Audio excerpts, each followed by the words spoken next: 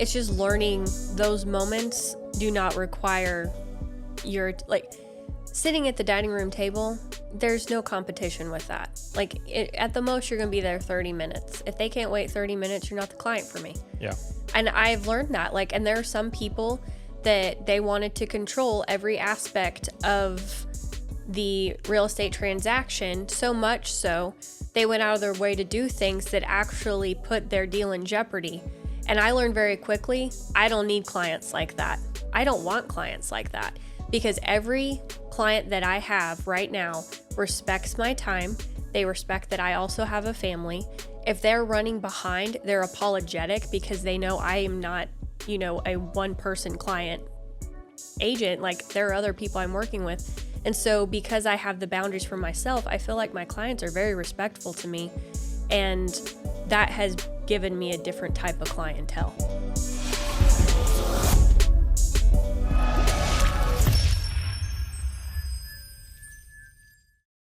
Hey everybody, welcome back to the new Agent Jumpstart podcast. My name's Colt Callison. If you're just now joining us for the first time, I'm here with my co-host and wife, Ashton.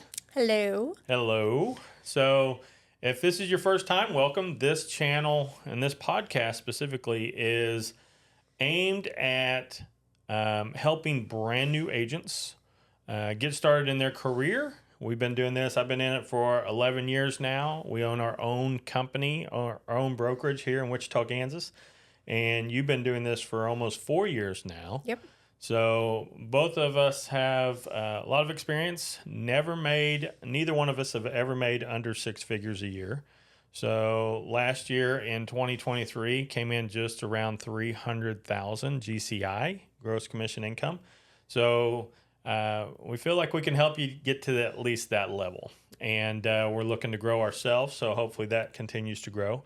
But, also if you're a seasoned agent and you're trying to get to that 100,000 a year mark, that's our niche, guys. That's who we're trying to help. So hopefully this podcast, we're just real on this. Mm-hmm. And we just open up, share with you what works, what doesn't work, the life lessons we've had in this industry. It hasn't always been pretty. No. But yeah, so hopefully you find, this content very helpful. If you do like what we have to share, it would do us a huge benefit if you would shoot us a comment down below, asking questions that you got. Shoot us a like. I mean, that just helps the algorithm. And then also we're looking to grow this channel. So if you really feel like we connect with you, then please do us a favor and subscribe. You can also find us on Spotify, New Agent Jumpstart, and also on Apple Podcasts. So we're on YouTube, Spotify, and Apple. So pretty cool. This is episode number 4 for me. You weren't here the other day when when I interviewed Deryk Faber. Deryk is with credit repair and education all around credit. He's an amazing He's fantastic. guy. Fantastic. The most knowledgeable that I've ever talked to. Absolutely. By far. So if you have not watched that episode yet, we'll leave the link up above in the card and go check that one out because it's about an hour long, but it is jam-packed front to end with all kinds of great information. That's what we have going on so far. And so let's just talk about, over the last weekend, you put 4 homes under contract yourself. Yes. That was a good weekend. That was a good weekend. So you're up to what, like 9 pending right now? Mm-hmm. And so for all you agents, just so you know, you basically work as an independent agent. Yes. For our company. It's not like I feed you a bunch of leads and you're not working stuff. These are your people. Yeah. So how on earth do you establish a work-life balance? I think that's a tricky term because I don't think there's a such thing as a balance for work and life. But I think you get to the point when you're working for yourself that you have no choice but to schedule your actual life and your work. So I know this weekend my assistant, she'll schedule things throughout the week for me. I looked this weekend at what I had for this week, and if I knew I had something coming up this week, I had to get it in my calendar pretty quick because she could schedule over that. And that was scheduling literally going to the zoo. Yeah. Like I scheduled 3 hours one day. That evening I was in showings, and everything is time blocked. I don't time block my eating or anything like that, but I make sure that I have slots where I know I'm doing something where they're filled, because there's going to come a point where you're going to get a phone call and you're going to try and schedule an appointment, and you need to know whether or not you're going to be with your family, or you may have another work appointment or something like that. And you have to be very proactive in taking control of your time. Absolutely. So a term that, I was exposed to when I was at my time with Keller Williams is creating a life by design. Right. And so fortunately, the team that I first started when I was a buyer's agent back in 2013, they taught me the system that we currently use today. And it's where everybody has access to everybody's calendar. Mm-hmm. And Lori, our assistant, can see everything that we have going on. Yeah. And the very first thing that you put in your calendar is that life that you're trying to design. Exactly. There's no point in going out and doing business if you're not enjoying life, mm-hmm. right? So the whole point of doing business is to enjoy the life that you want. And our life isn't perfect by any means, but it's a lot more intentional today than what we used to be. Well, one thing I really like that we do is, you coach all 3 of our kids in soccer. And when it's soccer season, the nights that we have practice, they're blocked out, both of us, because the kids are either with you practicing, or I'll have them watching them, or just having them for the evening because you're not available. And so that whole evening is spent with soccer. That's blocked out. Saturday mornings, which could be prime showing time or appointment time, they're blocked out as family time, and I schedule around it. There are times I will work on a Sunday afternoon because my Saturday morning is not available because we have soccer. So it's learning that your hours are not an 8 to 5 job. So your prime family time in the summer could be morning to 4 o'clock, but the evening you're gone because you're at showings. And just learning how to capitalize the time that you have, because I don't know how many hours I work a week. If you go off of when I think about it, it's well over 40 hours because I don't feel like I turn it off very well, but I make sure that my family is also prioritized. So I want to perform at a high level, but I will not sacrifice my family in order to do so. Yeah. And for those that don't know you or don't know us, real estate is not your only thing that you do, especially during the school season. You're a teacher. We homeschool. Yes. I would say I'm more of the principal and just but since COVID, we've pulled the kids mm-hmm. out, and you've homeschooled now all 3 of our kids, and you got them all. So in the mornings, that's what you do. Mm-hmm. And your business doesn't take a hit. No, it's just restructuring when I'm available. Absolutely. And I don't think that there's anything wrong with blocking out time for you to do what you need to do that isn't work related, because the beauty of real estate is most people work 8 to 5. So if you need to do something between 8 and 5 with your kids during the summer, then you just got to understand you're going to work in the evening sometimes. And to me, that's a trade-off I'm willing to do, because I still feel like I have somewhat of a stay-at-home mom lifestyle, even though I work full-time in real estate. Absolutely. Yeah. And you're able, there's a freedom behind being able to create your own schedule. Mm-hmm. But where I think a lot of agents, and I fell into this trap as well, is we get to the mindset of, I don't have a boss. And so I want to create my own schedule. I want the freedom. That's why we get into real estate. But yet you do have a boss, and your boss should be your schedule mm-hmm. that you've created in advance of when you're actually going to have appointments, when you're going to actually have personal time, when you're going to take vacations. Everything needs to be in your schedule. So, and it's even on the reverse end of, like with Lori, she's going to be going on vacation, and she's going to be gone for, a week and a half. Mm-hmm. We need to know that so that we know when we have to step back in and take those Right. roles over while she's gone, because she's our only admin right now, right? And so, it's good that everybody's on the same page and knows what's going on and everybody's schedule. And also, it kind of cuts down the text and the phone calls. Hey, where are you at? Yeah. Well, just look at my schedule and I'll tell you exactly where I'm at. I got this showing I'm heading to, or I got this listing appointment or something like that. So everything goes in our Google Calendar. I mean, our calendars through Gmail, our emails through Gmail, and it's just all connected to our Google Calendar. We share it, and you have access to mine, and you have admin roles to mine, like full blown. You can make changes to it. You can put stuff in there and everything like that, and vice versa. Yeah. Right. So, we don't just fly by the seat of our pants. No. I mean, even recording this podcast is in our schedule. Yeah. So we are very intentional when it comes to time. And I think the more successful you get, the more you have to be intentional about how you utilize that time to where you don't work all the time. Because I know, man, just looking back, there were times where we had to create rules where, okay, after 8:30, you can't talk real estate. I was just going to say, like, it's a work in progress, because when you first start in real estate, you feel like you always have to respond.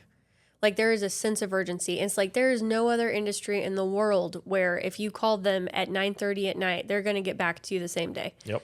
Like, and I don't know why real estate agents are like that, but we are, and we think, oh, we can do it because we're available. Well, you're not available. You're not in working hours. You have to set that boundary for yourself. And I know for me, you need to learn that you are in control of your business. You are the professional. You have the appointment slots. It's not you're going to come when I tell you to go see a house. It's, hey, let me get you scheduled. And which time does this, out of my schedule, which time does this fit? Yeah. So it's not, hey, what time works best for you? Because I learned very quickly that makes you look like you don't have anything going on. Whether you do or not, like, that is the worst phrase that could come out of your mouth is, what time works best for you? 7:30 on a Saturday night. No, I'm not going to go show you 7:30 on a Saturday night if I can help it. Yeah. So it's like you need to set a boundary where you have your available appointments, and once those are filled, then you go into the next day. Regardless of what urgency there is, like, you have to learn to set that boundary and treat your business like you're a business. There has to be a timeline somewhere where you don't do it anymore. Absolutely. I mean, two things that just come to mind just talking about this is, one, there's no emergencies in real estate. That's your favorite phrase. That's my favorite phrase. And that came from, I had a listing in East Wichita, and I remember getting a call. I remember exactly where I was at and everything. I got a call from the neighbor. They called my number off the sign, and they said, hey, Colt, I'm so-and-so's neighbor, and you have water running out the front door. And it was a vacant house. It was a 2-story house with a basement, full basement. And the upstairs master bathroom, a pipe burst. And it flooded down, filled up the basement, and the sump pump couldn't keep up after a while. And it rose to the electrical panel, killed all the power. And so then it just flooded, right? And then by the time I opened the door, got over there, right, because the sellers were out of state. And by the time I got over there and I opened that front door, just water came rushing out. And that's the point I knew, okay, there's no emergencies in real estate, because that would be kind of a big deal, right? But there's nothing you can do. You just, okay, we're taking it off the market. If there was an emergency, that would have been the emergency. That would have been the emergency, right? And so are there times where we need to have urgency in submitting offers, everything like that? Yes. And, you work around that. But for the most part, there's no emergencies in real estate. And second, when an agent feels like they have to take that phone call at 8:30, 9 o'clock, 9:30, whatever, right? When no other industry is taking those calls. Yeah. I feel like that comes from a scarcity mindset. 100%. You feel like if you're not there 24/7 for your client, then they're going to think less of you, and they're going to go find somebody else. And nothing could be further from the truth. Once you establish boundaries, especially if you get really good at setting the expectation up front of when you return calls and everything like that, and have that communication up front, then you establish that you're a professional. Yeah. And you don't need to take those calls Because honestly, again, it goes back to rule number one. There's no emergencies in real estate. Mm-hmm. So they can leave a message or they can shoot you a text and you can respond the next morning. And it's Right. not going to hurt anybody. You're still going to get the business done. They're still going to stick with you. They're going to see you as a professional that you are. And it allows you to actually be in the moment with your family. Mm-hmm. I mean, how many times earlier in my career would I step away from the dining room table when we were eating to go answer a phone call from a client? Yeah. Looking back is the dumbest thing now. Mm-hmm. I mean, for one, my phone shouldn't even be anywhere around the dining room table when we were eating, and because I should have been in the moment with the family. Right. Right. And so there's no reason to do it. Just put your phone away, enjoy time with your family, know that you have a life, you're a human being, and you'll get back with it during normal business hours unless you've established some other time period where you're going to return. Right. Well, and I think it's just learning those moments do not require your, like, sitting at the dining room table, there's no competition with that. Like, at the most, you're going to be there 30 minutes. If they can't wait 30 minutes, you're not the client for me. Yeah. And I've learned that. Like, and there are some people that they wanted to control every aspect of the real estate transaction, so much so they went out of their way to do things that actually put their deal in jeopardy. And I learned very quickly, I don't need clients like that. I don't want clients like that, because every client that I have right now respects my time. They respect that I also have a family. If they're running behind, they're apologetic because they know I am not, a one-person client agent. Like, there are other people I'm working with. And so because I have the boundaries for myself, I feel like my clients are very respectful to me. And that has given me a different type of clientele. Well, and something we can even throw out there just to prove this point is, for the longest time, I feel like you struggled to bring on somebody like Lori as the executive assistant because you had to do it all yourself, right? Because only in the mindset from the agents, and it's prevalent, is only I can service my clients to the best way possible, right? Oh, yeah. Nobody it else scared can me do to it. death to think that I would hire someone to talk to them about very important things in the transaction, and I didn't touch it. Exactly. And but now it's like you were joking the other day. It's like, I have no clue what's going on in my real estate deal. I know, like, and that's not a problem. well, I because searched I searched for Lori's email to look for an email, and I'm like, oh my gosh, look at all these emails that I haven't even, I shouldn't say this probably, but I haven't even opened because I know she's handled it. But it's like, this is beautiful.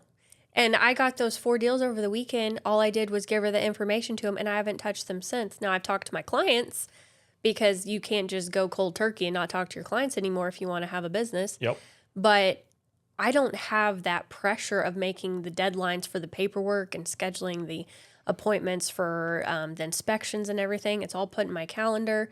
She knows when I'm available, when I'm not available. And I actually kind of feel like I have a functioning business now. It's a business now, right?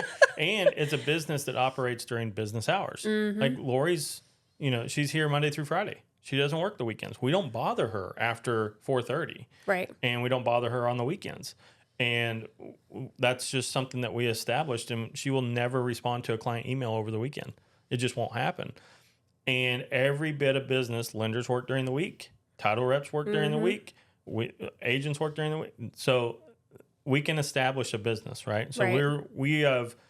we are starting to transition our independent agent business into a true business, and it's only taken 11 years to get there. So if you're feeling like you're behind the curve, trust me, you're not. You can make the change at any time. And honestly, just to mention what kind of brought this about is we've known for the last 2-3 years that we need to do this, but it was when I read Dan Martell's book, Buy Back Your Time. It's like, man, light bulb, and it just came on. And then we sought out to hire somebody within a week. It was immediately, Yeah. literally, because you had me listen to a podcast in the truck. He's like, you need to listen to this. And I was like, oh, goody. But I listened to it, and it was a sucker punch because he said, why is it when you go to hire somebody, you only think about all the things that could go wrong? He's like, but what if you thought about all the things that could go right? And like, part of me wanted to just break down crying because I'm like, if it could go right, like I would have so much more time. And that was one thing that I knew I needed, because going into the school year, if I have 9 transactions going on, the amount of phone calls I get on a Monday morning after the weekend, it's insane. Like there were times where I was like scared to look at my phone when I woke up, and just to see what was coming my way by 9 o'clock in the morning. Mm-hmm. And it's like, I don't want to even look at my phone.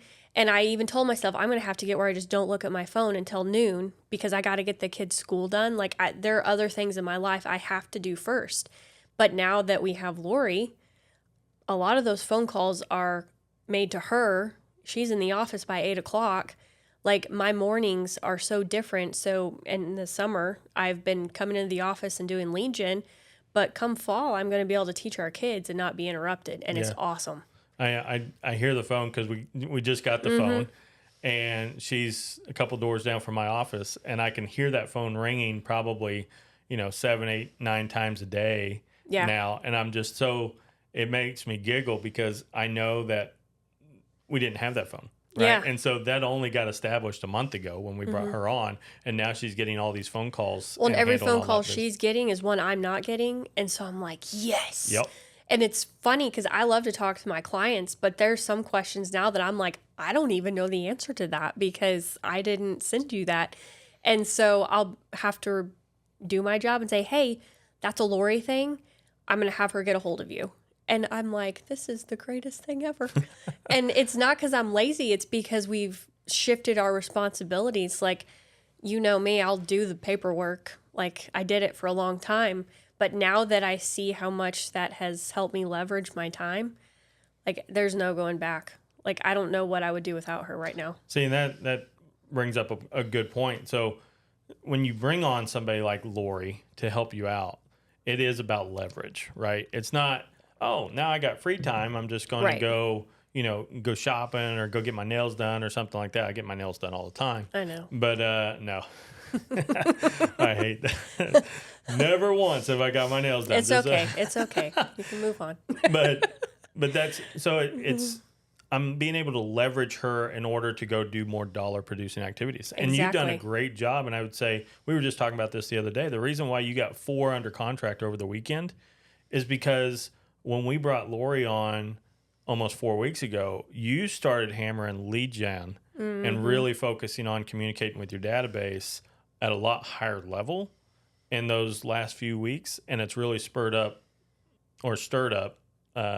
business, right? Well, it's interesting because right when we went to hire Lori, like there were so many things stacked that made it be like, maybe we shouldn't do this because it's a big investment and, we don't have consistent income. We do, but it's not a real job income. And, all those stupid things in the back of your mind. I lost like 3 deals right in a row right before we hired Lori. And I'm like, great. Like, I'm a failure. I can't even keep these deals together. I had, excuse me, I had plenty. I had plenty of deals, but it's just everything, when you're about to level up, everything seems like you shouldn't. Yeah, we lost like, what, $21,000 in deals. I mean, out of 3 deals. And we were sitting there thinking, man, we're set. This is awesome. Not going to have to dig into reserves. And yeah, man, that hurt. And then I listened to another Dan Martell video, and he basically said at some point you're going to have to make the investment and think about it in a positive way, and then you're going to reap the benefit of growth. It wasn't verbatim that, but that was the premise of the whole video. And I'm like, okay, we're just going to do this regardless. If we have income coming in, we're going to hire this person because we can. Yeah. And ironically, we hired her, and the week we hired her, I got 2 under contract just because she took over some stuff. And I'm like, I'm just going to sit in my office till I get business. And I did that a couple of days in a row, and then I started getting business. And without fail, if you do that, you are going to get business. Yeah. I don't know. It's the law of the harvest. You reap what you sow. And if you're in the office and you are sowing daily, eventually you're going to be out there at appointments reaping the benefit of it. Absolutely. And, for the agents that are sitting there thinking, well, I'm just getting started. I mean, you guys are talking about hiring an assistant, and I haven't even done my first deal yet. I get it. We were there. Like I said, it took us 11 years to even get to the point where It's like, okay, we finally need to bite the bullet and we need to do this. But looking back over the last month, man, we should have done this so long ago. I mean, if it would have helped us out the way that it's working out. I mean, we tried a couple of people and it was bad. We did it the wrong way. We did the wrong way. We just found the convenient people that were in our lives at the time, and they didn't have the skills necessary to do what we needed to do. But man, we really hit the jackpot with her. And if you're just getting started or you're not yet quite there, let me give you a base point of where you need to be, right? So if you read the Millionaire Real Estate Agent book, it says once you get to roughly on average 4 transactions a month, right? You should be able to handle 4 transactions a month pretty consistently. You're going to be working your tail off, but you should be handling that business. Once you get to that, you should have enough money coming in that you need to invest in your business. And that investment, by getting that great talent, is going to help you double your business that following year. So you're going to take it's like a check mark effect, right? Luckily for us, I'm kind of able to hang out in the office and be with Lori and help train her and everything like that. So you've been able to really hit the gas and just go and everything. So we didn't have that, check mark where our business kind of comes down a little bit before it goes up above where we were. But, for any individual agent that's not a husband and wife team or something like that, you're going to have that little period of time where you got to focus on training your person. They don't just know what to do coming in. And so, but the payoff is there. So if you get to where you're doing 48, 50 deals a year consistently, I would even say 36, 3 a month, you should be looking towards finding somebody like Lori. If you could get to that consistently, you need to hire that person because that person is going to take you to 100. So eventually you're going to cap out and you're going to get to the point where you're not going to get any bigger because you are so busy working your deals instead of producing your deals. Yeah. And so for me, that was right around 50 because last year and the year before I hit 48 and then I hit 50. And then this year I'm on track to do the exact same thing that I was last year, which I don't like because I like to always be moving up. Yeah. But I know since we've hired Lori that I had a surge in business. And so I know I'm going to beat last year because of that. So as daunting as it is to bring somebody on eventually, and it may feel like, oh, I'm spending all this money. You're not. You're literally growing. You're leveling up because there's going to be a point where you're going to want to take a day off because you got all this business going and you're not going to be able to. And then you're going to hit burnout and then your deals are going to go down.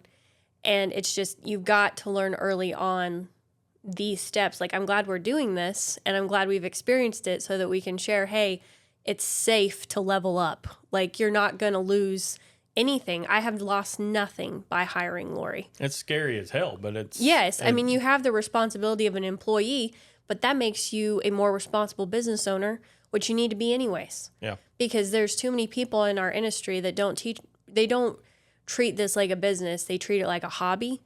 And I think that's why a lot of people in real estate they don't get taken very seriously because we don't act like we're a business owner. We just act like, oh, I'm in real estate and it's so fun. And we get to drive around and look at houses. But no.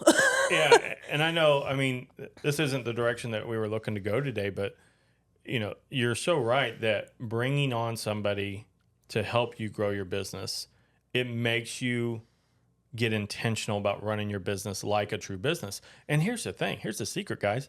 You don't need to know everything about what they need to do. Right. Right. So here, like Dan Martell, and I'm just going to, in the show notes, I'm going to post Dan Martell's stuff because it's great. I'm just going to send you his YouTube channel. You can go check it out. But I learned a concept from him of DOD, right? Definition of done. And so I'll give you a perfect example. I don't know anything about QuickBooks. I don't know anything about payroll. I've never, done payroll with an employee before. But I almost fell into this trap. I was going to go research, watch YouTube videos and everything and figure out how do I start up payroll for Lori as our employee. And I just said, Lori, go do it. Yeah. Go figure it out. and she never had any experience with payroll and QuickBooks and everything like that, but she figured it out.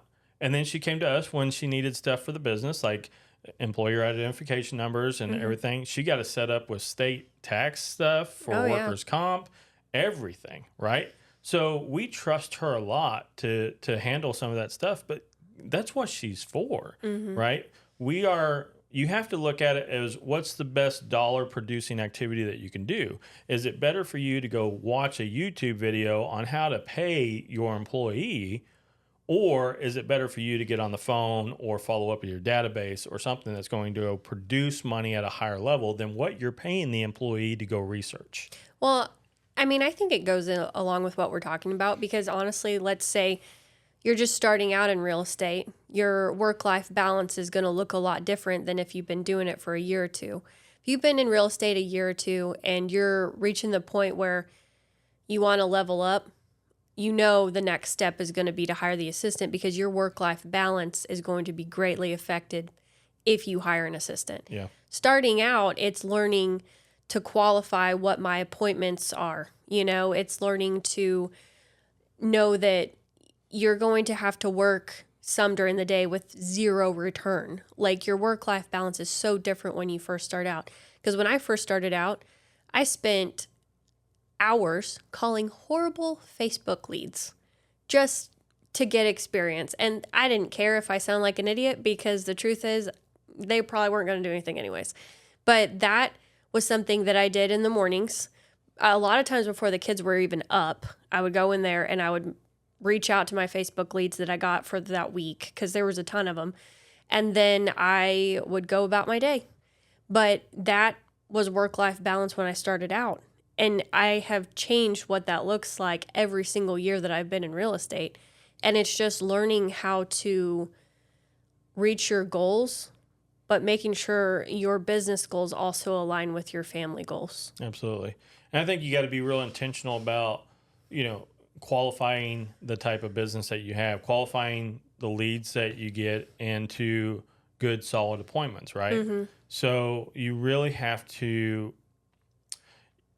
focus your time and energy, for the most part, on ready, willing, and able buyers and sellers, right? And you can't waste your time. If you're going to get intentional, you can't waste your time with people that, hey, we just like to know what our home's worth, but have no intention of selling. Yeah. Right? So, I mean, everybody would like to know what their home's worth. And if you want a good idea and you want to be up to 40% off according to their own website, just go to Zillow and look at this estimate, right? But, for the most part, if you don't have any intention on selling, why would I come out, take a look at your house and everything, go over market data with you? I want motivated people that want to sell. Yeah. And I want motivated buyers that want to buy. I don't want a buyer that's just out looking. I just like looking at homes. I think home ownership sounds nice, and I'd like to see what's out there. And I really don't want to make a buying decision until we at least look at 50, right? I mean, there are buyers out there that would run you ragged. And if you don't have a good system in place, then you're going to waste a lot of time. And that's why the average agent only sells 4 to 6 homes a year. You kind of have to be, I'm not going to say obnoxious, but pushy in a way where you have to be willing to stand up for your time and remind them of what they're doing.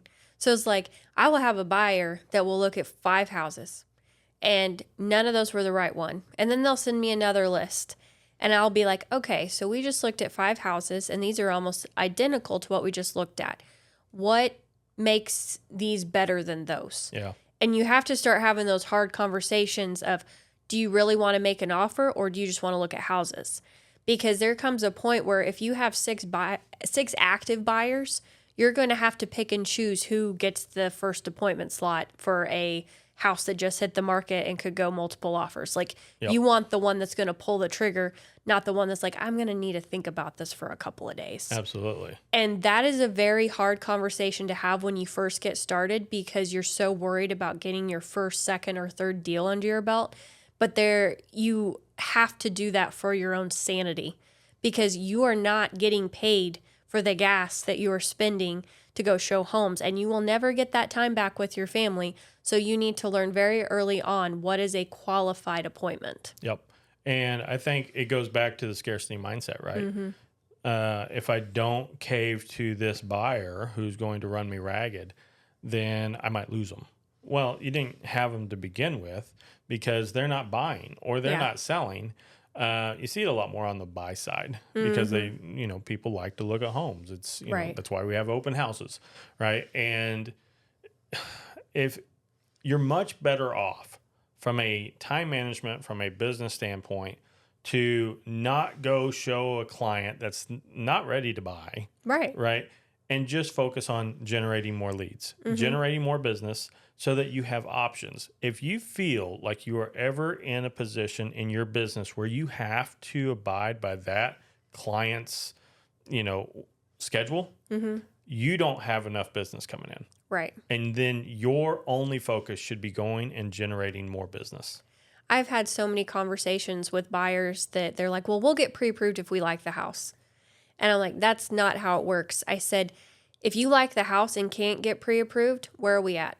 Exactly. And so I'm very polite, but for our own time, like I care about their time, I care about my time, but it's like for your own sake, so you don't get in a position where you love a house, but you can't buy it, you need to get pre-approved first.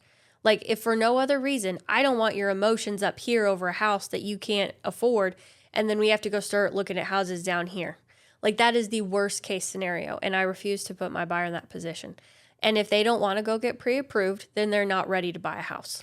I remember just getting started. I mean, I was taught, and this is why this whole NAR settlement is just amazing to me because come to find out, I mean, everybody's freaking out about having to have a buyer agency in place before you go show a home. Well, that's foreign to me. Yeah. Like I've always done that, right? So I was trained to have a buyer consultation and then walk through the process here in the office where I control the setting and everything, and then get those clients to sign or those individuals to sign as clients with me on the spot. I would do that before I even opened them up to an MLS search. Like I control the data. We control the data as real estate agents, right? And I mean, granted, there's Zillow, Realtor.com where they can go get it. But if they want somebody just to be there and be able to give them advice on, is this a good deal or not? Is this, whatever. We control that data. So we need to act like the professionals that we are. And I remember always having the conversation, especially if it was a husband and wife, talking about pre-approval. I would always look at the husband and say, you definitely want to go get pre-approved because the last thing you want to do as the husband is take your wife into a house that you can't buy. She falls in love with it, and now you're in a bad spot, buddy. Yeah. And that always hits home for the husband because they don't want to do that. Right. I mean, that just makes them look bad, right? Especially from a male's ego standpoint. They don't want to. They just... Well, and to me, it's an easy conversation to have now is if a house just hit the market, it already has 30 showings on it, you're not pre-approved, that's going to put you a day or two out possibly, and you may miss out on that house. Yep. And so it's an easy conversation for me to have is if you think there's any chance you're going to like this house, you need to call your lender now. Yeah. Because you are not going to be able to offer on this house without a pre-approval. If I were to say, hey, here's our offer, we'll get you pre-approval in 2 days, you're not even going to get presented. Yeah. Well, and I always had two hard set rules. So one, you had to be pre-approved before I ever showed you a home. You had to be pre-approved.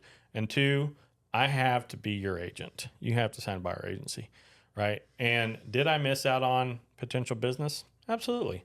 I remember a call that, I went over my process and everything. The guy did not want to come into the office. Like he just kept turning me down. I tried a couple different closing techniques to get him in the office, did not want to follow my process that I was taught. And I remember my team leader at the time called me into his office the next day and says, hey, I want to talk to you about this phone call. I didn't know that they were all recorded. And so I thought I was in trouble. And when he played the phone call back, and it's about a 14-minute long call, and he goes, what did you do wrong? And I, making up all kinds of stuff. Well, I probably didn't do this right and this right. He goes, no, you didn't do anything wrong. That was perfect, right? And so it went a completely different way. He goes, that guy did not want to follow the process that we have in place as the professional. So he is not the client for us. Here's another thing to think about too, is it's a safety thing. Absolutely. So that's one thing, like, and I'm not saying it's just for women. I mean, men can be just as vulnerable going to a home with someone they've never met before. And so, like, for me, I work with a lot of out-of-state clients, so I would have pretty in-depth conversations before I met these people, and they would see the paperwork.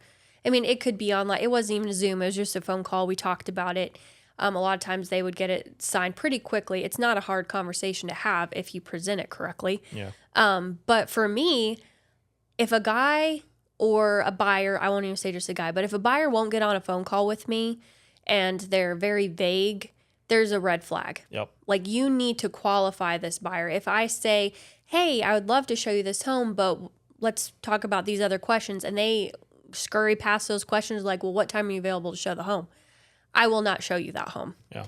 Because there are so many factors that go in for me to feeling safe enough to meet a stranger at somebody else's house before I will agree to that. Like, I don't want to say I get scared, but there are times where it's like, I can't imagine, like, if I had just picked up that Zillow lead and just showed up at that house with that guy. Yeah. Like, there are so many things that you need to do in between there. And especially when you first start out, I don't think you understand how weird something can get pretty quick, because you're helping all kinds of kinds, and you'll let some people go because you don't feel comfortable with them eventually. Yeah.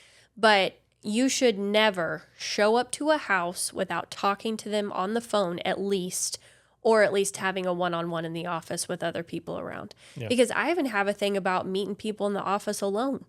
Like, I would rather you be in the office somewhere. It's like, there's power in numbers, and it's like, you need to protect yourself. And people that are respectful and are motivated will follow your process. Well, it's like, what kind of client do you want? Yes. Right? Do you want the client that wants to do their own thing because they think they know better than you? Because that's a hell of a client. I mean, they're going to be trouble the entire way through. Yeah. Let's say you even got them under contract.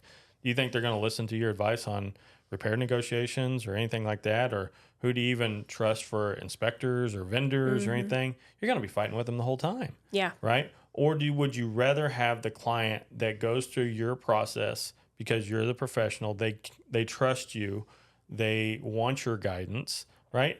Every agent that's listening to this, if they've been in for any, even a short amount of time, knows that there's a big difference in somebody that will follow your follow your guidance and somebody that will buck you the whole way. And I remember I used to have a picture of like the gold rush, the old, pans, sifting the pans, sifting, right? And it just reminded me that I'm going to talk to a lot of people to find the client that I want, right? I want that gold nugget. And it's not very many of them, right? And you're going to go through a lot of crap, Facebook leads, a lot of crap, everything like that. Online leads, a lot of crap. You're just going to sift through a lot of crap. And every now and then you're going to get one that looks like a gold nugget, but it's got a bad attitude. And you got to, do I really want that? Or am I willing to spend more time trying to find more people that I jive with and they're going to treat me with respect and it's going to be a good transaction? I had a client and the conversation went completely fine after we had our hard conversation, but she seriously said, I'm looking for someone that's always going to answer my phone call and will go whenever I need them to. Can you be that person? And I said, no. I said, I have 7 other clients at the moment that I'm helping. I help all of them, but I am not going to be someone that will be able to answer every single phone call anytime you call. I said, I have a boundary with my business and my family. I said, I fit everybody in, but this is how I work. And I kind of explained, why I did it that way. And she goes, okay, well, that makes sense. And then I said, let me ask you this. Would you rather me have all the time in the world to help you and not know anything about my job? Or would you rather me have other clients that you have to share with, but you understand you're going to get priority. It's just you have to do it on the right time.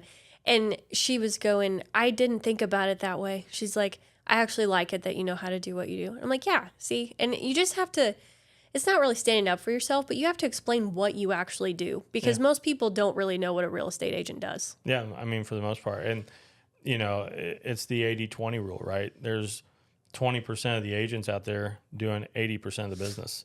And there's a reason for that, because they have systems in place and they have standards that they follow. And, they are not willing to waver to some random person trying to dictate to them how they're going to do business.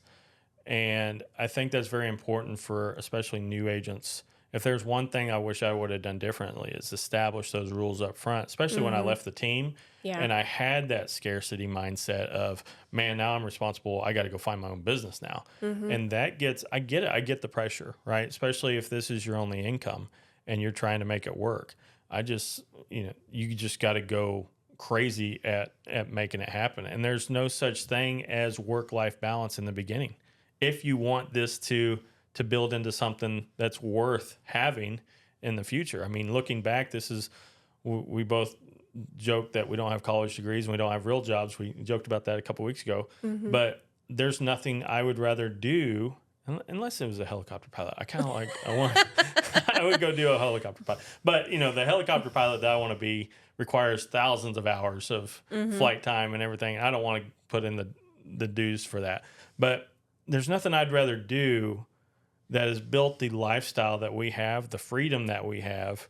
And it's all because we've decided that we're going to have standards and we're going to create the life that we want, a life by design. And we decided to do that a few years ago. Well, and we don't really have perfect balance, but what we've done is created a job that we care about, that our kids are even kind of connected to, because we can pass it down. And so there's a lot of meaning behind what we do. So for me, I really don't drag my feet when I go to work. I love to go to work.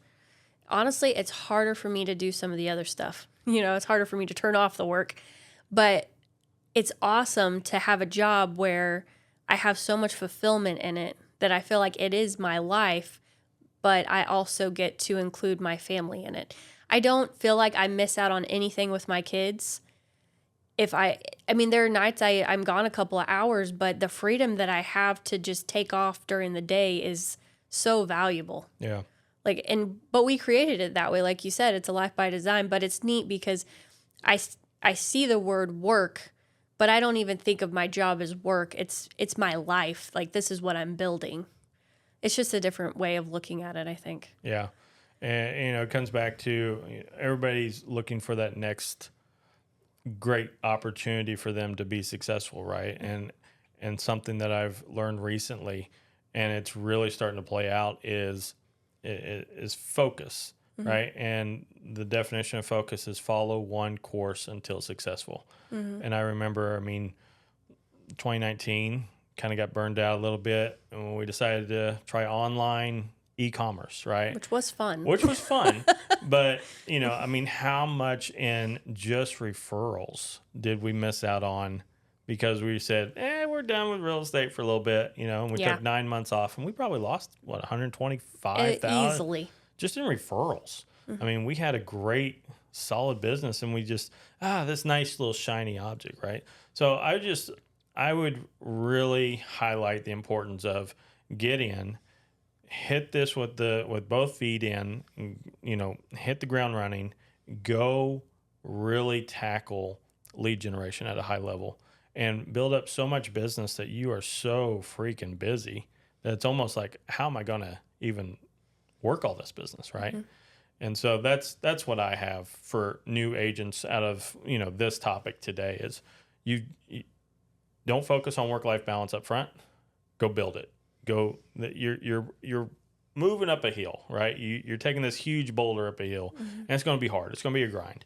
But I will say with this industry, especially, like, you can work so many hours that aren't like during your kid's ball game or something like that. So don't ever feel like you have to sacrifice that to build this. Absolutely. Because there are plenty of people that think they only work during the 8-hour workday, and I do a lot of my work after 5 o'clock. Yeah. No, I guess it goes back to, you got a time block, So if you're listening to this and you haven't ever blocked out your schedule, just get on Google or get on Gmail or whatever on your Google Calendar. It works best for us because then we sync up our phones and then we, can type in, the address and everything, or the address is already there on an appointment. So that's the best thing to do. But block out every single bit of personal time that you want to take for the whole year, right? Are you going to work Thanksgiving? Probably not. So block it out, right? Yeah. Do you want to take any vacations? Block those out. Your kids have sports, right? So find out when those practices are, block those out for the weeks in advance, right? They're usually the same day every week. I know for soccer practice, it's Wednesday every week, right? Games are on Saturday mornings, right? So we block those times out and then put in your appointment slots. Actually, no, then put in your lead generation, right? So from 8 to whatever in the morning or whenever you can, because you teach the kids in the morning. So maybe for you, it's in the afternoon, right? But whenever you can, what's my dedicated time to generate leads, right? And that doesn't have to be phone calls every time. It could be text messages. It could be, sending out neighborhood mailers, whatever. It's just a way to get in front of people, doing activity, right? And then block out your appointment slots. These are the slots that I'm willing to work in. And my goal is to turn an open appointment slot into an appointment that's actually happening, right? And so that's the easiest way to go about doing that. And then just follow your schedule. So my appointments I set for work are red, and my family appointments are pink. And last week, my calendar was just a whole bunch of pink and red. It was the most full I'd ever seen it. But I'm like, I love this because, yes, I'm working this many hours, but at the beginning of the day, we're going on this field trip. But then this day, we're spending 3 hours in the afternoon at the pool. But this evening, I'm going on all these showings. And I didn't give up anything that week. Yeah. It was packed, but I didn't give up any work, but I also didn't give up any fun time either. And that is fully just making that boundary for yourself. And it's very fun when you start to get phone calls or when you're lead genning and you're going, hey, I have an appointment available for Wednesday at 1 or Friday at 7. Which one works best for you? Yep. You sound so much more put together and you own your business when you are giving them the time slots instead of saying, hey, I need you to show me a house at 5:30. Like, okay, I'll do that. No, you have an appointment blocked that time. Like, you give them the time frame. And that's just very fulfilling when you reach that point. Yeah, if you do this correctly, it shouldn't constrain your time. It should actually give you more freedom, right? Because you can work 24 hours a day and never be done in this industry. Yeah. But you will have more fulfillment in life if you actually are able to shut off real estate because okay, this is my scheduled family time or personal time, whatever it is. So I'm very happy that we were able to hit this topic today. I hope that you found this very enlightening and everything. If you have any questions, please reach out to us in the comment section below, and we'd love to start the conversation.